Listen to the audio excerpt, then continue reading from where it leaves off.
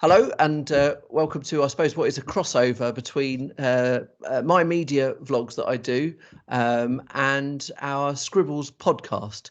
And this is kind of interesting for us, isn't it? The first time we've been on screen doing this before. Yeah. It's getting used to. Yeah, everyone's comfortable with being on screen these days, aren't they? You kind of have to be, I suppose. Yeah. So for those who don't know who we are, I'm Nick Sayward. I'm media studies teacher at the Hugh Baird College doing A-level media. And Matt, do you want to introduce yourself?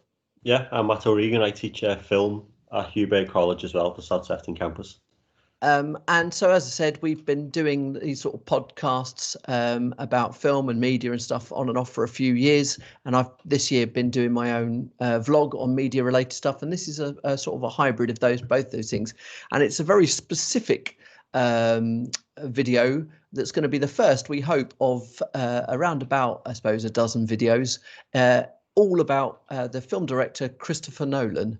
And hopefully it will become clear why and what we're doing over the next few minutes. But before I sort of explain what these videos are going to be, Matt, do you want to, as the film studies teacher, I suppose I should hand over to you. Do you want to give us just a quick summary of who Christopher Nolan is? Yeah, well, he's a British-born filmmaker. He's a very interesting character, isn't he? He's someone who sort of emerged at the end of the 90s into the start of the noughties, and he sort of, I think his brand would be more intellectual blockbusters, wouldn't it? More high art blockbusters. So he started in 1988 with a film called Following, and then he got some acclaim based from following that, and then he started slowly working his way up the Hollywood system. I think it was 2005, wasn't it, when he got his first major franchise in Hollywood, or his first major studio backing, which was with Batman Begins. And I think from then on, he's just gone up and up and up and rose the ranks to be one of, if not the premium director in Hollywood. What's interesting about him is that he's got quite a distinct style, and he's someone who's got a lot of attention for being considered an auteur, and maybe a bit old school in that sense.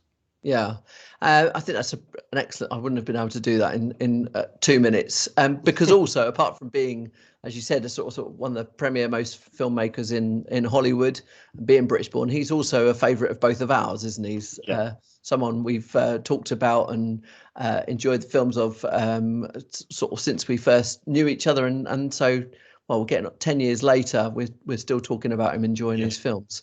So what we're doing with this is actually, he's made 10 feature films.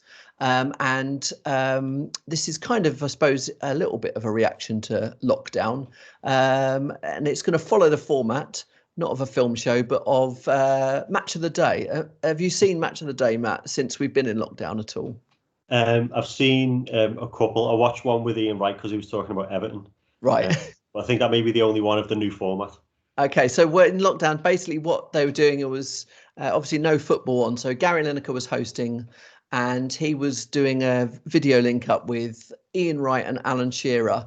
And every week would be a new theme. So it could be players from outside of the Premier League, or foreign players, or the best goals, or the best matches not from the top six. And they would, Shearer and Wrighty would pick their top 10 favourite from all the Premier League years, so over the past 20 years or so. Okay, so and they would discuss that, and they would have a ranked order and things like that, and often they would have the same ones in similar positions. Well, that's what I thought we should do with Christopher Nolan's movies, because he's got 10 feature films. She said starting from 98 to 2017, and seeing as we're fans, I thought we should just revisit all of those movies, and if we can, and this is going to be the tricky bit for both of us, try and put it into some kind of rank order. A couple of reasons for doing. The first one, of course, is that his 11th feature film, Tenet, is due to arrive at the cinemas this summer. It's been delayed, obviously, because of COVID, like all of the big blockbusters this summer. So that's our primary reason for doing this. But another reason for doing it is kind of alluded to in what you were telling us when you sort of described Nolan's background, is that he's considered to be somewhat of an auteur. Do you want to just sort of just tell us what the auteur theory is and what we mean by this phrase? Yeah. So when Hollywood was formed in the classic era, it was very much a top-down model, and at the top of each studio sat a very powerful producer. whether it's like Howard Hughes or Zanuck or Luby Mayer, and each studio had its own distinctive style, and that was partly because of partly because of the decision of the studio heads, but also they had to differentiate themselves in the market. So up until like the late 40s, early 50s, when the studios were really in control of Hollywood, it was all top down from producers. And as the studios started to collapse, directors started to become more powerful, and because they were no longer contracted to studios, so they could demand more things. And basically, over the course of the 50s, but more into the 60s, the studio system was collapsing because of television and other, different alternatives to cinema. So the studios took a gamble on film students and young people, and then they realised that young audiences wanted more distinctive, personal filmmaking, and we start to see the emergence of yet more personal filmmaking and moving away from genres into like character films and stuff like that.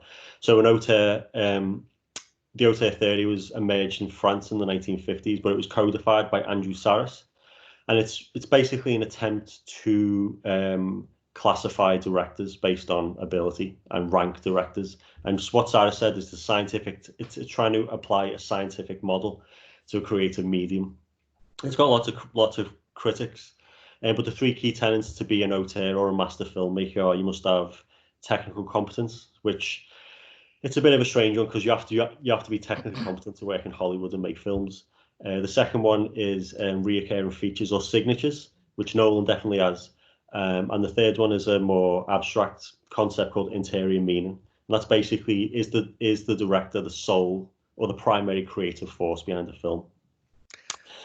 So that's basically what an auteur is. It's someone who is, their personality and their vision is so strong that, even though film is a collaborative medium, the argument would be that someone like Hitchcock or even Nolan, their vision is so strong that it would permeate every aspect of filmmaking, and it's ultimately their vision, or they're the author of the film.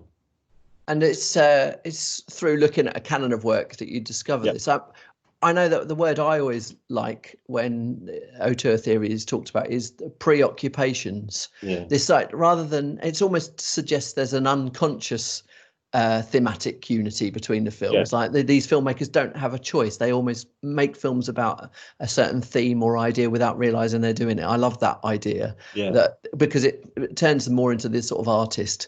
And of course, as you mentioned, it's a controversial theory. Not everyone has his fans, but it's quite a fun exercise for people like us who obsess about films. That idea of fun, to look at that canon of work. So this is an experiment, and it's really to sort of find out whether we notice these, because part of our preparation for this is to work our way through all of the films again, which hasn't been too much of a hardship. I finished the 10th movie the other day. You're still in the middle at the moment, aren't you? Yeah, I've still got a few to go, so I'll be catching up this weekend. Well, that's fine, because part of let's just get the list on the screen. Actually, part of the idea behind this was to allow other people who are watching, hopefully, to join in, and if they want to, or to if they've never seen Nolan's movies, to take the advantage of this and take the opportunity. So, as you mentioned, we start with Following in 1998, Memento, which was the first one I saw and gained quite a lot of attention in 2000.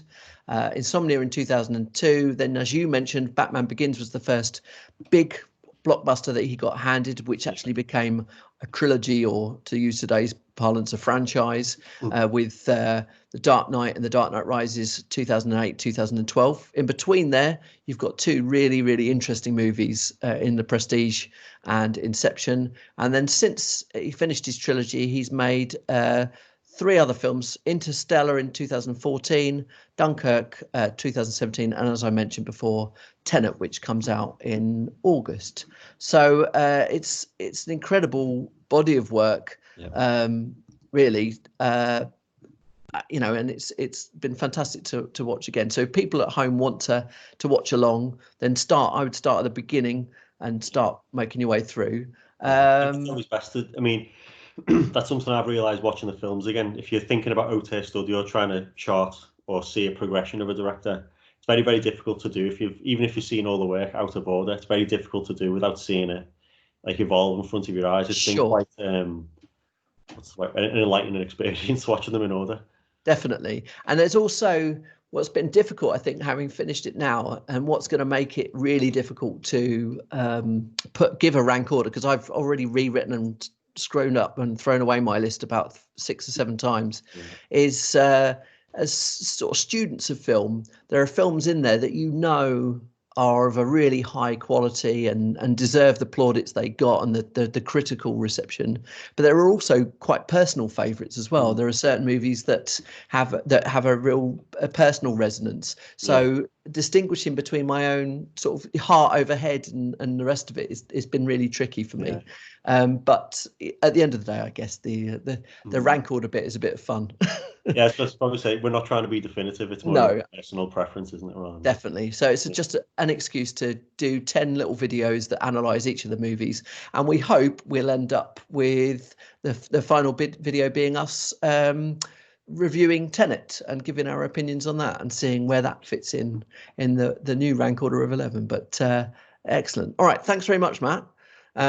So what I'll do, I suppose, next time we do one of these will be maybe a very short video where we will reveal our 10 to 6, and then we can decide what order we're going to do those in, and then we'll do 5 to 1 afterwards. Yeah, that should be great. So thanks very much, folks at home. Like I said, do give us any opinions that you have, but do start watching the movies, and we'll aim to start these videos in probably about a week's time, I guess, but we'll let you know what's going on. Okay, cheerio for now. Bye.